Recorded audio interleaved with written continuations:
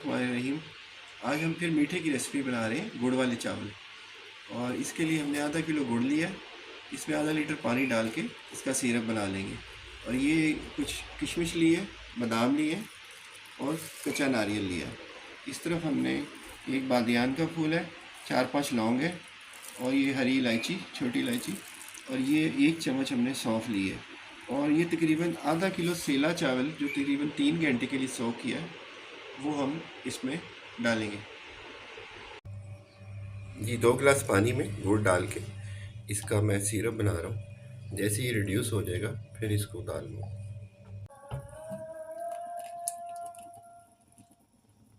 जी दूसरे पैन में मैंने ये खालिस घी लिया तकरीबन आधा कप। सिरप रिड्यूस हो गया, उसको छान के इसमें शामिल करना है। पहले इसमें ये घी और कुछ खुशबू के मसाले शामिल करते हैं। सब्ज़ इलायची डालते हैं, सौंफ और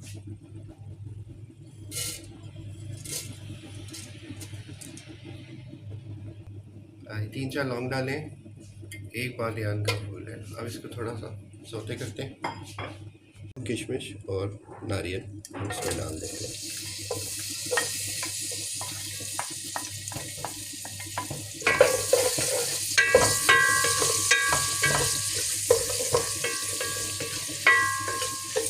अब ये गुड़ का मिक्सचर इसमें शामिल कर रहा हूँ, वो भी फुल के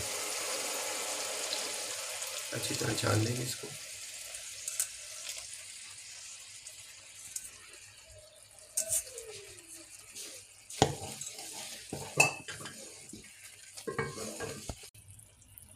अब इसमें स्टीम राइस डाल रहा हूँ, ये 80% तक कुक है।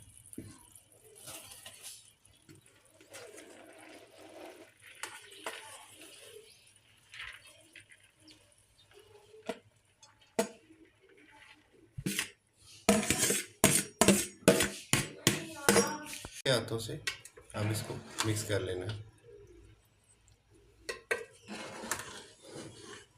पूरे मिक्स हो गए और थोड़ी देर मीडियम फ्लेम पे कुक करेंगे।